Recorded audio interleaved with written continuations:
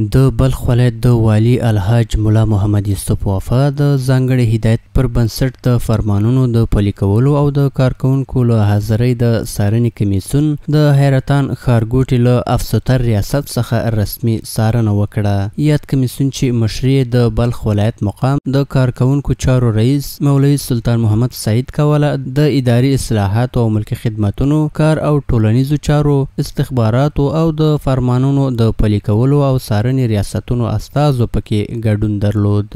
دوی د افسوتر ریاست له بیلابیلو ادارو او اجرایي فعالیتونو څخه څارنه او ارزونه وکړه. په دې لیدنه کې مولوي سلطان محمد سعید د امیر المؤمنین حفظه الله د هدایتونو پر کره تطبیق ټینګار وکړ او له کارکوونکو یې غوښتل چې د صداقت او اخلاص له مخې د خلکو خدمت وکړي. هغه زیاته کړه هر هغه فرمان چې د اسلامي امارت د رهبرۍ لخوا صادریږي باید ټول کارکوونکي تطبیق کړي.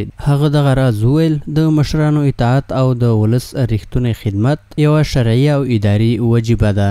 همداراز د کمیسیون یو شمېر نورو غړو هم د دې ریاست د اداري وضعیت په اړه خپل لیدلوري څرګند او کارکوونکو ته یې اړینې لارښوونې وکړې او ټینګار یې وکړ چې هر کارکوونکی باید په ټاکلي وخت خپله حاضري لاسلیک کړي او که د رخصتۍ اړتیا ولري باید رسمي مکتوب وړاندې کړي. هغوی د افسوتر ریاست د کارکوونکو له هڅو څخه مننه وکړه او د غوره خدمتولۍ په موخه د دوی د هڅو د دوام غوښتنه وکړه. په پای کې د افسوتر ریاست مسؤلینو د کمیسیون له څارنې او همکارۍ خوښي وښوده او ژمنه یې وکړه چې د رهبرۍ د فرمانونو د تطبیق او خلکو ته د مؤثر خدمت په برخه کې به هیڅ ډول هڅې ونه سپموي.